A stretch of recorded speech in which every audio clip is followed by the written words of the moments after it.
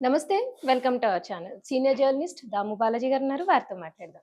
Sir నమస్తే sir. నమస్తే. Sir Maha Kumbh మేళాలో ఒక అమ్మాయి చాలా పాపులర్ అయింది సార్. ఎక్కడ చూసినా ఆ అమ్మాయి గురించే వార్తలొస్తున్నాయి. అసలు ఆ అమ్మాయి ఎవరు? ఆ అమ్మాయి ఎందుకు పాపులర్ అయింది? అంటే పూసలు అమ్ముకునే అమ్మాయి అనేది విన్నాను. అసలు ఎవరు సార్ ఆ అమ్మాయి? ఆ అమ్మాయి స్టోరీ ఏంటి?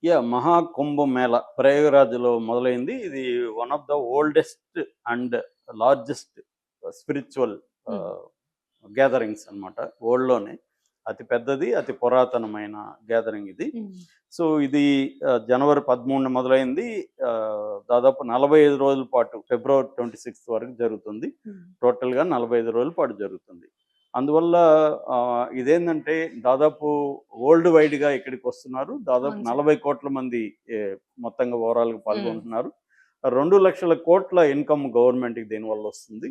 సో, ఇది ప్రపంచవ్యాప్తంగా ఇవాళ ఏందంటే 12 ఏళ్ల తర్వాత కాబట్టి, హ్మ్. 12 ఏళ్లలో సోషల్ మీడియా, ఇంటర్నెట్ ఇవన్నీ విపరీతంగా పెరిగిపోవడంతో ఈ సంబంధించిన సాధువులు, సన్యాసులు, తర్వాత అఘోరీలు అవును సార్. వీళ్ళ లైఫ్ స్టైలు, వీళ్ళ హావభావాలు, వేషాలు, ఫుడ్డు వీటి హ్మ్. మీదంతా కూడా వేల వీడియోలు వస్తున్నాయి. అవును సార్. వ్లాగర్స్, యూట్యూబర్స్ అంతా హ్మ్. వెళ్ళిపోయారు. సెల్ ఫోన్లు, కెమెరాలు తీసుకెళ్ళిపోయి విపరీతంగా హ్మ్. ఫుటేజ్ వస్తుంది. అప్పుడు ఈ మీడియా వాళ్ళకి ఒక అమ్మాయి దొరికిందక్కడ. హ్మ్. 16 ఏళ్ల అమ్మాయి. ఆ అమ్మాయేమో రుద్రాక్ష మాలలు, పూసల దండలు అవి అమ్ముతుంది. హ్మ్. సో, ఆ అమ్మాయి అందంగా ఉంది. స్టైల్‌గా ఉంది. కళ్ళు తేనె కళ్ళుంటారు గదా! అలాంటి ఒక హ్మ్. యాంబర్ ఐస్ అంటారు ఇంగ్లీష్‌లో. అటువంటి ఒక యాంబర్ ఐస్ ఉన్నాయి. షార్ప్ నోస్ ఉంది. ఆహ్, బ్రెయిడెడ్ హెయిర్ ఉంది. సింపుల్‌గా ఉంది మళ్ళీ. ఏమి హ్మ్. ఎక్స్ట్రార్డినరీ డ్రెస్సింగ్ అనేం లేదు. పెద్ద మేకప్ లేదు. కాటు కళ్ళు. సో, కళ్ళు అందరిని గూడా అట్రాక్ట్ చేస్తున్నాయి. ఆ అమ్మాయి మంచి స్మైలీ ఫేసు. సో, అది నచ్చేసరికి ఇంకా ఆ అమ్మాయి మీద ఎవరో ఒక వీడియో పెట్టారు. ఆ వీడియో 15,000,000 వ్యూస్ వచ్చాయి. ఓహ్! ఇంకా అక్కడి నుంచి అందరూ వెళ్ళిపోయారు. ఆ కళ్ళ మీద జూమ్ చేయమని అడుగుతారు. వీళ్ళు హ్మ్. కెమెరామెన్ జూమ్ చేయడం. ఇంకా ఆ అమ్మాయికి గూడా కొంచెం ఈ పాపులారిటీని ఆ అమ్మాయి గూడా ఎంజాయ్ చేయడం మొదలుపెట్టింది. హ్మ్. ఆయన కాన్ఫిడెంట్‌గా మాట్లాడడం. ఎక్కడ కెమెరా షై గాని అవన్నీ లేవు. అలాగా ఆ అమ్మాయి ఇప్పుడు పాపులర్ అయిపోయింది. అందరూ గూడా అసలు ఎవరు ఈ అమ్మాయి? ఈ అమ్మాయికి హీరోయిన్ ఛాన్స్ వచ్చేట్టుంది.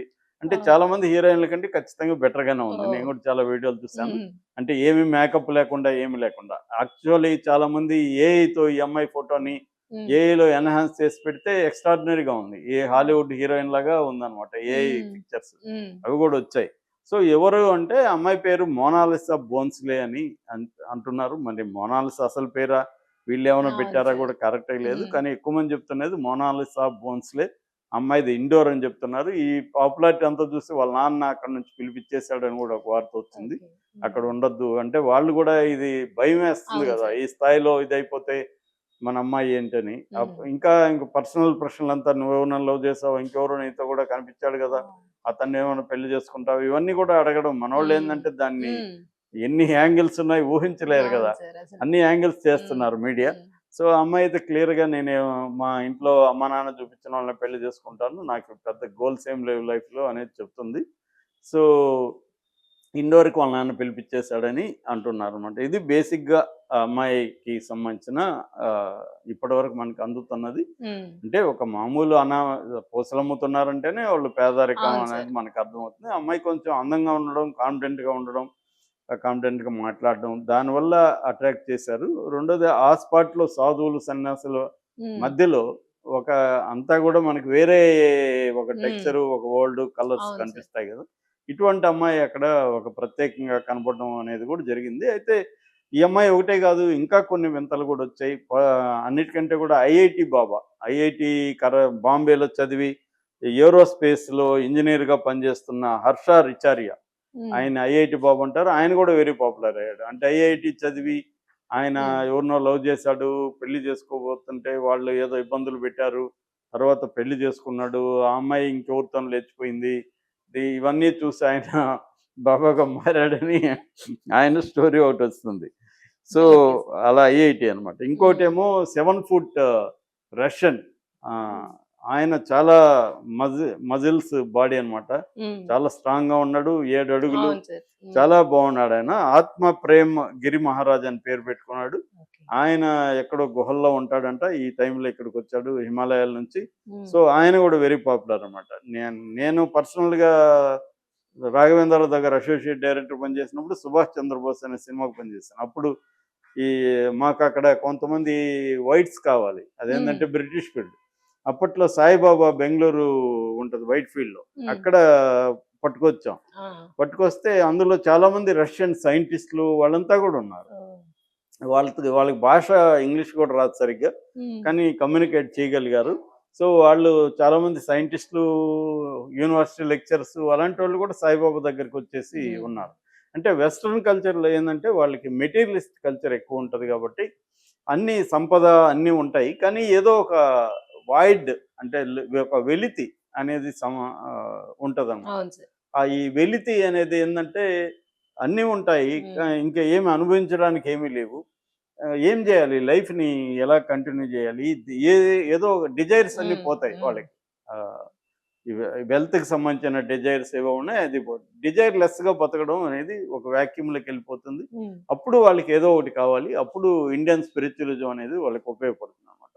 ఈ ఇండియన్ స్పిరిచువలిజంకి వచ్చేసి ఇక్కడ బాబా, అందుకనే మనకి రజనీష్ బాబాలు కానీ, ఇప్పుడు సద్గురు కానీ, ఇలా అందరూ వీళ్ళు ఎందుకు ఇది అంటారంటే ఇంటర్నేషనల్గా డబ్బున్నోళ్ళు, నాలెడ్జ్ ఉన్నవాళ్ళు ఇలాగా వచ్చేస్తుంటారు. అయితే వీళ్ళని హైలైట్ చేయడం అనేది కామనే, అది ఎక్కడైనా. కానీ ఇటువంటి ఒక పేద అమ్మాయిని హైలైట్ చేయడం ఒక రకంగా మీడియా కోసమే చేస్తుంది, కానీ దాని సైడ్ ఎఫెక్ట్గా అమ్మాయికి కూడా హెల్ప్ అయ్యే అవకాశం ఉంది. ఇక్కడ మనకి కుమార్ ఆంటీ కూడా ఫైనల్గా ఆమెకి హెల్ప్ అయింది. అంటే ఇదేంటంటే మీడియా అటెన్షన్ ఒక్కోసారి మనకి హెల్ప్ అవుతుందా, డ్యామేజ్ అవుతుందా అనేది కూడా ఉంటుంది. కాకపోతే దాని జాగ్రత్త డీల్ చేయగలగాలి.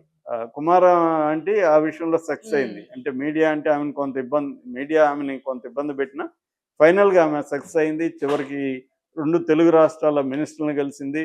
అక్కడికి వెళ్ళి వరదకు సంబంధించిన డబ్బులు కూడా ఆమె చంద్రబాబుకి ఇచ్చింది. అలాగా ఆమె వ్యాపారం పెరిగింది, కొన్ని షోలకి వెళ్ళింది. ఆ మేరకి ఆమెకి హెల్ప్ అయినట్టుగా మనకి తెలుస్తుంది. అట్లాగే ఈ అమ్మాయి ఖచ్చితంగా నాకు తెలిసి ఎవరో ఒకరు బాలీవుడ్లో ఈ అమ్మాయికి ఛాన్స్ కూడా ఇస్తారు. ఖచ్చితంగా మంచి మేకప్ వేసి కొంత ట్రైనింగ్ ఇస్తే మంచి ఆర్టిస్ట్ కూడా. ఎక్స్ప్రెషన్స్ బాగున్నాయి, మంచి ఎక్స్ప్రెసివ్ ఫేసు, కళ్ళు కొద్దిగా వెరైటీగా ఉన్నాయి. సో ఖచ్చితంగా అమ్మాయి హీరోయిన్ అయ్యే ఛాన్సులు అయితే ఖచ్చితంగా కనిపిస్తున్నాయి. ఎందుకంటే ఎంత popularity, millions of views world వైడ్గా పాపులారిటీ వచ్చింది కాబట్టి ఈ పాపులారిటీని ఉపయోగించుకుని ఎవరో ఒకరు సినిమాల్లోకి పెట్టే అవకాశం ఉంది. కాకపోతే వాళ్ళ పేరెంట్స్ ఒప్పుకుంటారా లేదా, ఎందుకంటే ఆమె లైఫ్ సడన్గా ఒక జంప్ వేరే దానికి వెళ్ళిపోతుంది ప్రపంచంలోకి. అది డీల్ చేసే శక్తి సామర్థ్యం లేకపోతే మరింత ఇప్పుడు ఏదో ప్రశాంతంగా ఉంది, ఒక చిన్న జీవితం ఏదో అమ్ముకొని హాయిగా ఉంది, సెలబ్రిటీ అయిపోయి అది వెరీ డిఫికల్ట్. అది ఎప్పుడైనా ఫెయిల్యూర్ డీల్ చేయడం కంటే సక్సెస్ డీల్ చేయడం వెరీ డిఫికల్ట్. అది కూడా సడన్ గా. గ్రాడ్యువల్ అంటే నువ్వు మెల్లగా అలవాటు అవుతాం. సడన్ గా వచ్చేస్తే దాన్ని ఎవరెవరో వచ్చేస్తారు, మనకి సంబంధం వాళ్ళంతా మనల్ని కంట్రోల్ చేయడం మొదలు పెడతారు. వాళ్ళతో ఎలా డీల్ చేయాలో మనకేమి ట్రైనింగ్ కానీ ఎక్స్పోజర్ కానీ ఉండదు లైఫ్ లో. అటువంటి ఇబ్బందులు ఖచ్చితంగా అమ్మాయికి ఉంటుంది. దానికి తగిన మరి బ్యాకప్ అమ్మాయికి తల్లిదండ్రులు కానీ వీళ్ళు ఇస్తారా, అసలు తల్లిదండ్రులు ఒప్పుకుంటారా దీనికి? జనరల్గా డబ్బులు వస్తే ఏ తల్లిదండ్రులు ఒప్పుకుంటారు, మామూలుగా అయితే చెప్పలేము అందరినీ కూడా. కొంతమంది డబ్బు కంటే పొరుగుకి ఇంకో దానికి ఇచ్చే అవకాశం ఉంది. సో ఆ రకంగా మరి చూడాల్సిన ఇది ఉంది. ఏదేమైనా ఈ కుంభమేళాకు సంబంధించి కుంభమేళ మిగతా అన్నిటిని పక్కన పెట్టి ఈ అమ్మాయి మీదకే వచ్చాయి. నేను నిన్నేదో అటు ఫేస్బుక్లో, ఇన్స్టాలో మనం రీల్స్ ఇలా కొడుతుంటాం, మొత్తం ఇవే వస్తున్నాయి, ఈ అమ్మాయిదే వస్తున్నాయి అనమాట. అంటే ఒకటి చూస్తే ఇంకా అవే వస్తాయి కదా, అల్గోరిథం కూడా. అలాగే అమ్మాయి చూసేసరికి అన్నీ అవే వస్తున్నాయి. ఒక interesting aspect. At the same time మిగతా విషయాలు పక్కన పెట్టినట్టుగా కనబడుతుంది దీనివల్ల. అంటే ఎప్పుడైనా మనకి ఏంటంటే ప్రతి దాంట్లో కూడా ఒక డ్రామాటిక్ ఎలిమెంట్ కావాలి,